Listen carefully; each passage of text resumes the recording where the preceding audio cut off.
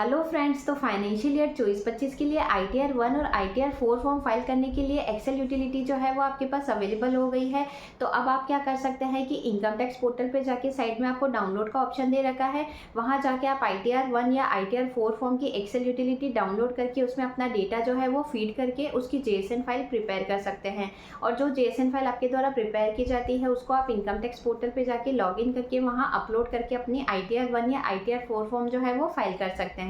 तो recently CBDT के द्वारा जो फाइनेंशियल ईयर 24-25 के ITR 1 और ITR 4 फॉर्म फाइल किए गए हैं उसमें काफ़ी सारे मेजर चेंजेस है जो कि किए गए हैं। तो इस तरीके से अब आपके ITR 1 और ITR 4 फॉर्म फाइल करने का जो क्राइटेरिया है वो पूरी तरीके से चेंज हो गया है। तो आज की इस वीडियो में मैं आपके साथ डिस्कस करने वाली हूँ कि अब यदि आपके द्वारा फाइनेंशियल ईयर 24-25 की यदि ITR 1 या ITR 4 फॉर्म फाइल की जाती है तो उस ITR में आप कौन कौन सी इनकम है जो कि रिपोर्ट कर सकते हैं। तो वीडियो आपके लिए काफ़ी यूजफुल होने वाली है, इसलिए वीडियो को एंड तक जरूर देखें। Who should file ITR 1 for financial year 24-25 assessment year 25-26। तो रिसेंटली CBDT के द्वारा आपके ITR 1 और ITR 4 फॉर्म जो नोटिफाई किए गए हैं उनमें काफ़ी सारे मेजर चेंजेस है जो कि किए गए हैं। तो इन चेंजेस के अकॉर्डिंग अब आपके ITR 1 फॉर्म जो है उसमें काफ़ी सारे नए शेड्यूल है जो कि ऐड किए गए हैं। तो अब यदि आपके द्वारा फाइनेंशियल ईयर 24-25 में अगर कोई भी एग्जाम्पशन है या कोई भी डिडक्शन है जो कि रिटर्न में क्लेम की जाती है ओल्ड टैक्स रिजीम में, तो उस केस में आपको ITR 1 फॉर्म में काफ़ी सारी डिटेल इन्फॉर्मेशन है जो कि प्रोवाइड करनी पड़ेगी।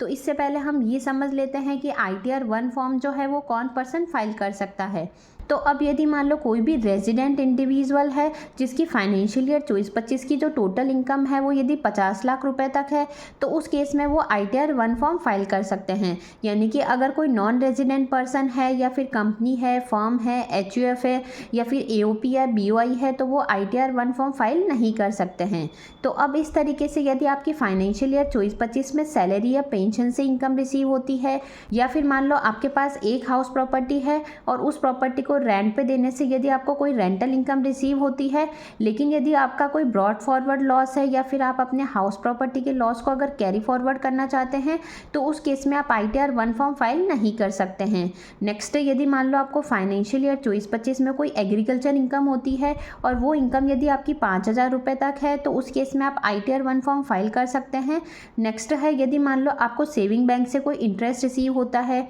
या फिर मान लो आपने बैंक में या पोस्ट ऑफिस में या किसी भी कोऑपरेटिव सोसाइटी में कोई FD करा रखी है और वहाँ से अगर आपको कोई इंटरेस्ट इनकम रिसीव होती है या फिर आपको फैमिली पेंशन से कोई इनकम रिसीव हो रही है या फिर आपको कोई इनकम टैक्स का रिफंड मिलता है और उस पर अगर आपको कोई इंटरेस्ट रिसीव हुआ है या फिर आपको गवर्नमेंट की तरफ से कोई एनहांस कंपनसेशन पे इंटरेस्ट रिसीव होता है या फिर आपको कोई भी अदर इंटरेस्ट इनकम रिसीव होती है तो उस केस में आप ITR 1 फॉर्म फाइल कर सकते हैं। लेकिन यदि आपको कोई लॉटरी से इनकम हो रही है या वर्चुअल डिजिटल असेट से या क्रिप्टो से या हॉर्स रेस से तो उस केस में आपको ITR 2 फॉर्म फाइल करना है। यानी कि उस केस में आप ITR 1 फॉर्म फाइल नहीं कर सकते हैं। तो इस तरीके से अभी तक क्या होता था कि यदि आपके द्वारा ITR 1 फॉर्म फाइल किया जाता था तो उसमें ये सारी इनकम आप रिपोर्ट कर सकते थे। लेकिन जो CBDT के द्वारा फाइनेंशियल ईयर 24-25 के नए ITR फॉर्म नोटिफाई किए गए हैं उसमें आपको एक बेनिफिट ये प्रोवाइड किया गया है कि यदि आप शेयर मार्केट में ट्रेडिंग करते हैं और उस केस में यदि आपको लिस्टेड इक्विटी शेयर या फिर listed equity oriented mutual fund को सेल करने से अगर कोई भी लॉन्ग टर्म कैपिटल गेन हो रहा है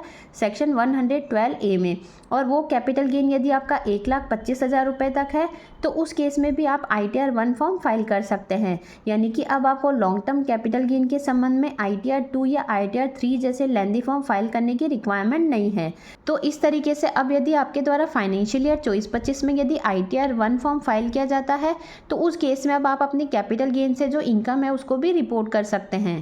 नेक्स्ट है, who can not use ITR 1 form for financial year 24-25। तो अब फाइनेंशियल ईयर 24-25 में ITR 1 फॉर्म कौन पर्सन है जो कि फाइल नहीं कर सकते हैं। तो अब यदि कोई भी इंडिविजुअल है जिसकी फाइनेंशियल ईयर 24-25 की टोटल इनकम पाँचों हेड से मिला के यदि 50 लाख रुपए से ज़्यादा हो जाती है तो उस केस में वो ITR 1 फॉर्म फाइल नहीं कर सकते हैं। यानी कि उस केस में उन्हें या तो फिर ITR 2, ITR 3 या ITR 4 फॉर्म फाइल करना पड़ेगा। नेक्स्ट है, यदि आपकी एग्रीकल्चर इनकम फाइनेंशियल ईयर 24-25 में यदि 5,000 रुपये से ज़्यादा हो जाती है तो उस केस में भी आप ITR 1 फॉर्म फाइल नहीं कर सकते हैं। नेक्स्ट है, यदि आपके द्वारा फाइनेंशियल ईयर 24-25 में किसी भी लिस्टेड इक्विटी शेयर में या फिर listed equity oriented mutual fund में कोई भी इन्वेस्टमेंट किया जाता है और वहां से अगर आपको कोई भी लॉन्ग टर्म कैपिटल गेन हो रहा है सेक्शन 112A में, तो वो कैपिटल गेन यदि आपका 1,25,000 रुपये से ज़्यादा है तो उस केस में आप ITR 1 फॉर्म फाइल नहीं कर सकते हैं। यानी कि उस केस में या तो आपको ITR 2 या फिर ITR 3 फॉर्म फाइल करना पड़ेगा। नेक्स्ट है, यदि मान लो आपकी फाइनेंशियल ईयर 24-25 में किसी बिजनेस से या फिर प्रोफेशन से अगर कोई इनकम है तो उस केस में भी आप ITR 1 फॉर्म फाइल नहीं कर सकते हैं। यानी कि इस केस में आपको या तो ITR 3 या फिर ITR 4 फॉर्म फाइल करना पड़ेगा। नेक्स्ट है, यदि मान लो आपके पास एक से ज़्यादा हाउस प्रॉपर्टी है और वो प्रॉपर्टी यदि आपने रेंट पे दे रखी है और वहाँ से अगर आपको कोई भी रेंटल इनकम रिसीव होती है तो उस केस में भी आप ITR 1 फॉर्म फाइल नहीं कर सकते हैं। नेक्स्ट है, यदि मान लो आप किसी कंपनी में डायरेक्टर हैं या फिर आपके द्वारा फाइनेंशियल ईयर 24-25 में किसी भी अनलिस्टेड इक्विटी शेयर में अगर कोई इन्वेस्टमेंट किया जाता है और वहां से अगर कोई भी इनकम रिसीव होती है तो उस केस में भी आप ITR 1 फॉर्म फाइल नहीं कर सकते हैं। नेक्स्ट है, यदि मान लो आपने इंडिया के बाहर कोई असेट्स है जो कि एक्वायर कर रखी है या फिर आपका बैंक अकाउंट इंडिया के बाहर है या फिर मान लो आपका कोई भी फाइनेंशियल इंटरेस्ट है इंडिया के बाहर किसी एंटिटी में या फिर आपकी इंडिया के बाहर कोई साइनिंग अथॉरिटी है जहां से अगर आपको कोई भी इनकम रिसीव होती है तो उस केस में भी आप ITR 1 फॉर्म फाइल नहीं कर सकते हैं।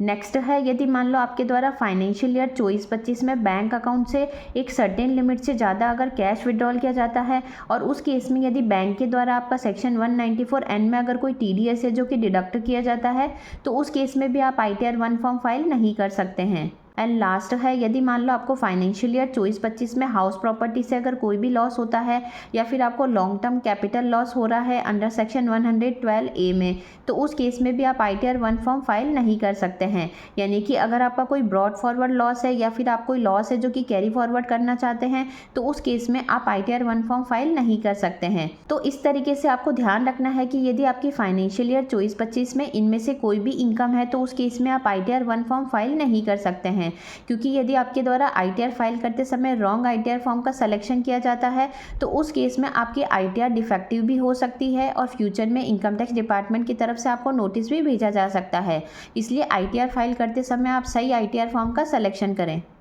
तो इस तरीके से अब यदि आप एक सैलरी एम्प्लॉयड है और उस केस में यदि आपके द्वारा फाइनेंशियल ईयर 24-25 की ITR 1 जो है वो यदि ओल्ड टैक्स रिजीम में फाइल की जाती है तो अब आपके लिए ITR 1 फॉर्म फाइल करना इतना आसान नहीं रहा है, क्योंकि इस साल के ITR 1 फॉर्म में आपसे काफ़ी सारी डिटेल इन्फॉर्मेशन है जो कि मांगी जाती है। तो जैसे कि यदि आपको कंपनी के द्वारा कोई HRA है जो कि प्रोवाइड किया जाता है तो ITR 1 फॉर्म फाइल करते समय आपको HRA के संबंध में भी काफ़ी डिटेल में इन्फॉर्मेशन है जो कि देनी पड़ेगी। साथ ही यदि मान लो आपके द्वारा कोई होम लोन लिया जाता है और उस होम लोन के संबंध में यदि इंटरेस्ट पोर्शन की डिडक्शन आपके द्वारा रिटर्न में क्लेम की जाती है तो अब यहाँ पे आपके इंटरेस्ट पोर्शन के संबंध में एक सेपरेट शेड्यूल है जो कि आपके ITR 1 फॉर्म में इंसर्ट कर दिया गया है। तो उस फॉर्म में आपको काफ़ी सारी डिटेल है जो कि डालना मैंडेटरी है। जैसे कि यदि आपके द्वारा ये होम लोन जो है वो कौन सी बैंक से लिया गया है, बैंक का नाम क्या है, लोन अकाउंट नंबर क्या है, लोन जो आपको सैंक्शन किया गया है उसकी डेट क्या है, फाइनेंशियल ईयर एंड होने के बाद आपका क्लोजिंग बैलेंस कितना है, साथ ही आपके द्वारा होम लोन पे जो इंटरेस्ट की डिडक्शन क्लेम की जाती है तो ये सारी डिटेल आपको अब ITR फॉर्म में डालना मैंडेटरी हो गया है।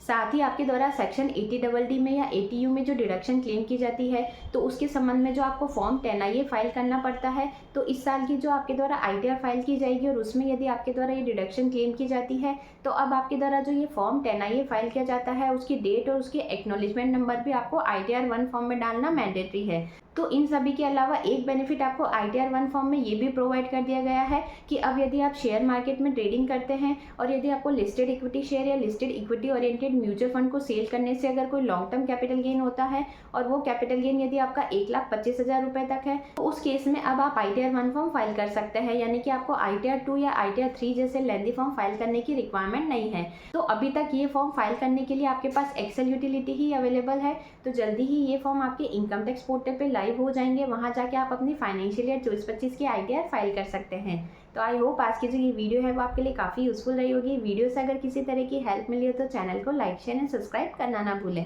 Thanks for watching.